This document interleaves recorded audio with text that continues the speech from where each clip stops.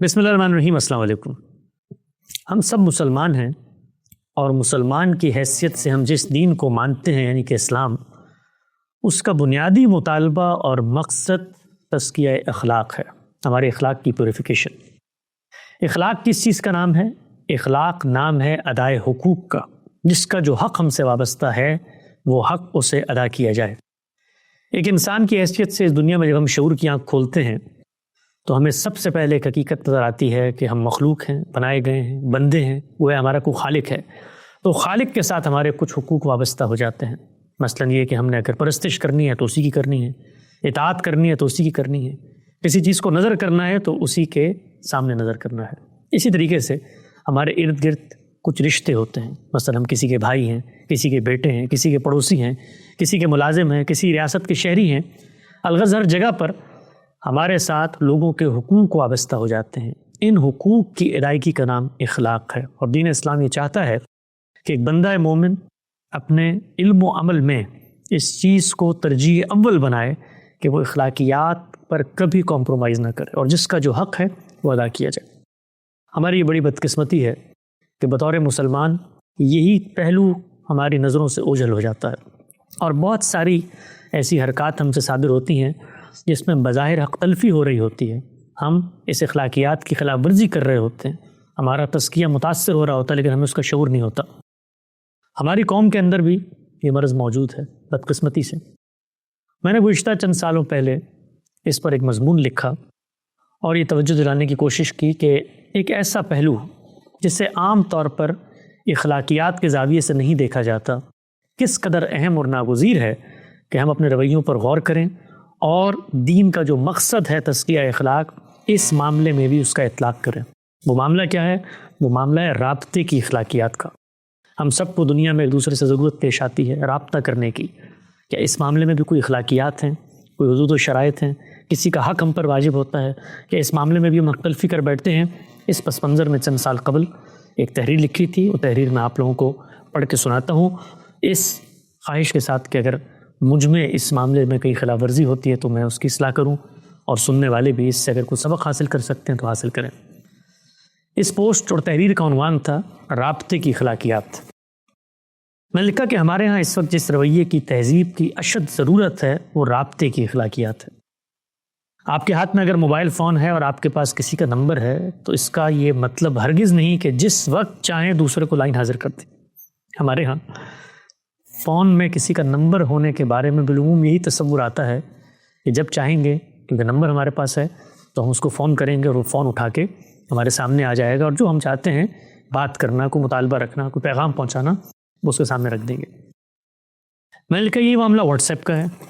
کوئی انسان حسن اتفاق سے واٹس ایپ پر اگر موجود ہے تو کیا اس کا یہ مطلب ہے کہ روز صبح شام اسے السلام علیکم کے میسج کیے جائیں، ساتھ ایک دعا، 2 ہاضمے کے نسخے، ایک لیمو سے داغ صاف کرنے کا ٹوٹکا اور ایک عبرت والی کہانی بھیج دی جائے؟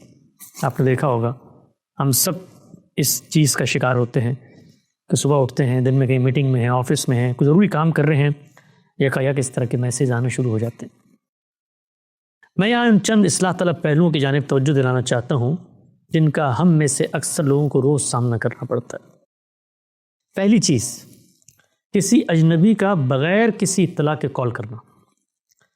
میں نے لکھا ہے کہ ایک شخص اگر آپ کو جانتا نہیں ہے تو آپ سے براہ راست کال کرنا یہ غیر مناسب رویہ ہے۔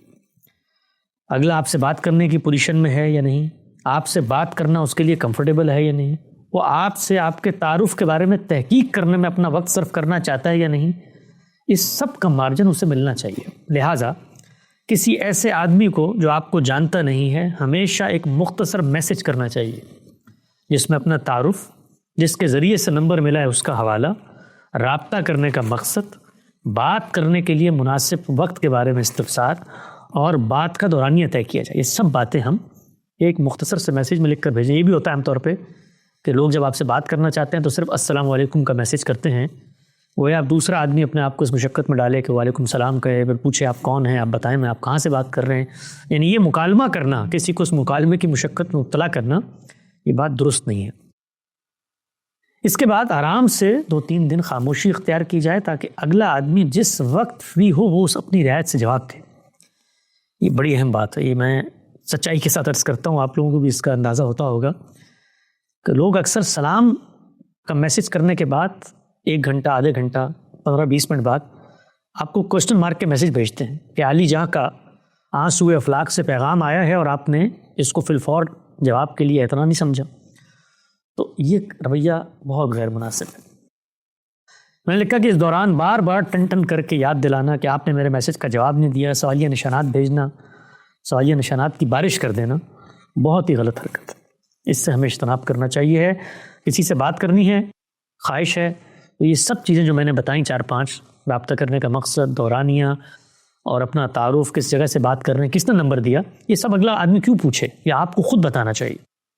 یہ پہلا نقطہ ہے جو میں نے رابطے کی اخلاقیات کے باب میں لکھا۔ دوسری بات میں نے لکھی کہ کال پر بات کرنے کا اصرار، یہ بہت ہوتا ہے۔ جب کسی کو فون ملایا جاتا ہے تو لازمی رسمی کلمات کا تبادلہ ہوتا ہے، حال چال پوچھا جاتا ہے، اسی طرح اصل مدعے تک آنے میں ذرا وقت لگتا ہے اور پھر گفتگو کا آغاز ہوتا ہے۔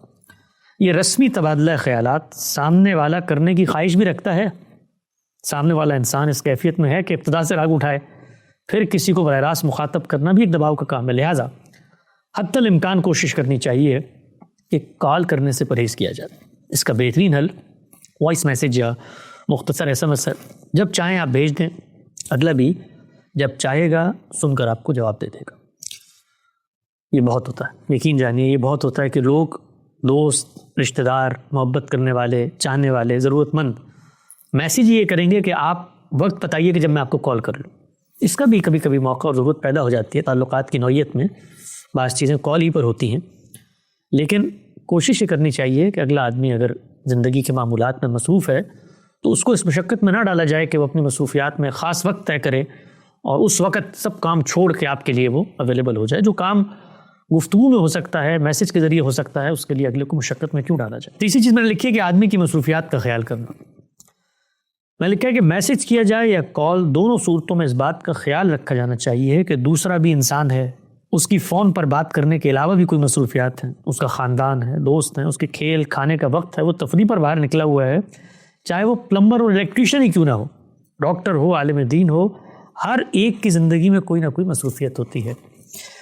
لہٰذا ان مصروفیات کا مارجن دیے بغیر ان سے تقاضا کرنا کہ وہ ہر وقت اپنی سروسز فراہم کرنے کے لیے حاضر رہیں، ایک بہت بڑی زیادتی ہے۔ لہٰذا کسی سے کوئی کام ہو تو پھر میں نے آگے یہ 5 آداب لکھے ہیں۔ کوشش کریں کہ دن کے اوقات میں اور ورکنگ آورز میں فون کریں۔ نمبر 2، فون کرتے ہی معذرت کریں پہلے کہ میں فون پہ آپ سے بات کر رہا ہوں، اس کا ناگزیر وقت اور موقع پیدا ہو گیا، اس لیے میں کام کر رہا ہوں۔ نمبر 3، پھر اسے بتائیں کہ میں اتنی دیر بات کرنا چاہتا ہوں۔ ہمیشہ جب بھی فون کریں، سلام، اپنا تعارف، مقصد، اور جی کیا 2 منٹ بات ہو سکتی ہے، پھر 2 منٹ کا مطلب ہے 2 منٹ بات کریں۔ نمبر 4 میں نے لکھا کہ آپ یہ کہیں کہ اگر ابھی بات ممکن نہیں ہے، آپ مصروف ہیں، تو جب کہیں گے میں اس وقت کال کر لوں گا۔ اگلے کے اوقات کی رعایت ہونی چاہیے، اس لیے کہ آپ کو ضرورت پیش آئی ہے، آپ نے اثار کرنا ہے۔ اور 5ویں بات میں نے لکھی کہ اگر کال نہیں اٹھائی گئی تو ایک دفعہ سے زیادہ کال نہ کریں، اگرچہ آپ کو یقین ہو کہ اگلا انسان بہت فارغ آدمی۔ یہ بہت ہوتا ہے ہمارے ساتھ بھی، ہر ایک کے ساتھ ہوتا ہوگا کہ لوگ فون پہ فون کرتے ہیں، فون پہ فون کرتے ہیں۔ بھئی اگر کسی نے فون نہیں اٹھایا، اس کا مقصد ہے کہ وہ اس وقت موجود نہیں ہے۔ ہمارے دین میں تو گھر میں داخلے کے آداب بتائے گئے ہیں کہ آپ اس طرح نہیں ہے کہ پورا دن ڈیرا ڈال کے بیٹھ گئے ہیں، آپ نے 2-3 دفعہ کھٹکھٹا لیا، نہیں اٹھا تو بس اب آپ جائیے، جب موقع ملے تب اس سے بات کر لیجیے گا۔ تو میں نے یہاں پر ایک بزلہ سنجی کی بات بھی لکھی ہے کہ مجھے ایک صاحب نے ایک دفعہ بار بار کال کی، میں اٹھا نہیں سکا، تو بعد میں نے اٹھایا اور پھر ان کو بتایا کہ جی میں بیت الخلاء میں تھا۔ تو انہوں نے کہا آپ مجھے بتا دیتے تو میں بار بار آپ کو کال نہ کرتا۔ تو اس پر میں نے لکھا ہے کہ اب یہ بھی کو بتانے کی بات رہ گئی ہے کہ لوگ یہ بھی استفسار کرتے ہیں کہ آپ فون اٹھا کے ان کو بتائیں کہ آپ کیا کر رہے ہیں، آپ مصروف ہیں۔ یہ ان کو بتانے کا کام نہیں ہے، یہ بات آپ کو جاننی چاہیے ہے کہ جب آپ کسی سے رابطہ کر رہے ہیں اور وہ نہیں اٹھا رہا تو اس کی جو بھی مصروفیت ہے وہ اس بات کا پابند نہیں ہے کہ اس سے آپ کو مطلع کرے۔ اس کے بعد ایک چوتھا بنیادی نقطہ میں نے لکھا کہ مختصر پر اثر۔ اس میں کوئی شبہ نہیں کہ انسانی طباع میں اختلاف واقع ہوا ہے، لوگوں کی اپنی اپنی حساسیتیں ہیں، بعض لوگ لمبی بات کرنے کا مزاج رکھتے ہیں، اگر رکھتے ہیں تو وہ یہ بھی جان لیں کہ سامنے والا ممکن ہے فطری طور پر مختصر بات کرنے کا مزاج رکھتا ہو۔ اب جب آپ کو قائل نہیں کیا جا سکتا کہ مختصر رکھے تو اسے کیسے مجبور کیا جا سکتا ہے کہ لمبی بات سنیں؟ لہٰذا اپنے ساتھ ساتھ دوسروں کے ذوق کا بھی خیال رکھیے۔ اور کوشش کیجئے کہ بات اگلے کے لحاظ سے ہو، نہ کہ آپ کے لحاظ سے۔ اگلا کتنی بات سننا چاہتا ہے، ہر ایک کا مزاج، ایک ذوق، ایک طبیعت، ایک افتاد طبع ہوتی ہے، اس کی رعایت سے بات کرنی چاہیے۔ 5واں نقطہ میں نے لکھا کہ کسی پبلک فگر یا منصب پر بیٹھے شخص سے رابطے میں احتیاط۔ میں نے لکھا کہ جب کوئی آدمی کسی منصبی تقاضے، ذمہ داری یا پھر صلاحیت کے لحاظ سے لوگوں میں کوئی ممتاز مقام رکھتا ہو اور اس وجہ سے معروف ہو، تو آپ غور کیجئے کہ کتنے لوگ اس سے رابطے کی کوشش کرتے ہوں گے، سینکڑوں۔ لہذا کوشش کیجئے کہ ضرورت پیدا ہونے پر ہی رابطہ کیجئے۔ آپ اپنی محبت کے اظہار کے لیے یقیناً رابطہ کر سکتے ہیں، لیکن یہ بات ذہن میں رکھیں کہ 20 لوگ یہی معاملہ اس کے ساتھ کرنا چاہتے ہیں۔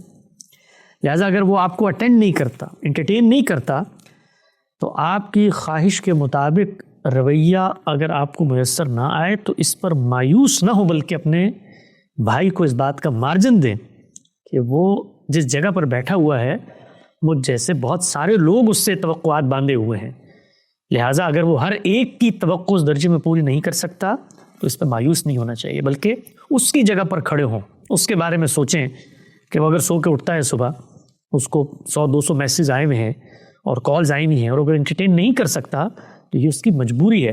یہ جو چیز ہے، میں اس پر تھوڑی سی مزید بات کرتا ہوں، یہ جو چیز ہے یہ ہمارے ہاں ایک بہت ہی دوسری انتہا تک پہنچ چکی ہے، اور میں خود ایک ادارے سے وابستہ ہوں، ایک بڑی شخصیات کے اوقات کو مینیج کرتا ہوں، اور دنیا بھر میں لوگوں سے رابطہ بھی ہوتا رہتا ہے۔ لوگوں کے ہاں بالعموم مذہبی علماء سے جو توقع پیدا ہوتی ہے وہ یہ ہوتی ہے کہ یہ ہر وقت ہمارے لیے حاضر رہیں، یعنی ان کے معاملے میں وہ کبھی ان معیارات کا بھی خیال نہیں رکھتے جو دنیا میں بالعموم رکھے جاتے ہیں۔ مثلا آپ ڈاکٹر کے پاس جائیں گے تو آپ نے اپائنٹمنٹ لینی ہے، آپ نے کوئی بات یا وقت طے کرنا ہے، اور ان کی رعایت سے آپ کو انٹرٹین کیا جائے گا۔ وکیل کے پاس جاتے ہیں، یہی معاملہ ہوتا ہے، یہاں تک کہ بڑے بڑے سٹارز ہوتے ہیں، آپ کو پتہ ہے کہ وہ آپ کے ساتھ اس طریقے سے محو گفتگو نہیں ہو سکتے، لیکن مذہبی علماء کے ساتھ یہ وابستگی ہوتی ہے کہ جس وقت ہم چاہیں وہ ہمارے لیے رابطے پہ حاضر ہو جائیں۔ ان کے ہاں کوئی گھریلو ذمہ داریاں نہیں ہیں، ان کی کوئی علمی فکری تحقیقی مصروفیات نہیں ہیں، ہم تو ان سے محبت کا جذبہ رکھتے ہیں، لہٰذا ان کو فی الفور ہمارے سامنے آ کر ہماری توقعات کو پورا کرنا چاہیے۔ یہ بہت ہی غلط روش ہے، بہت ہی غیر حقیقت پسندانہ رویہ ہے، یہ انسانی لحاظ سے ممکن نہیں ہے۔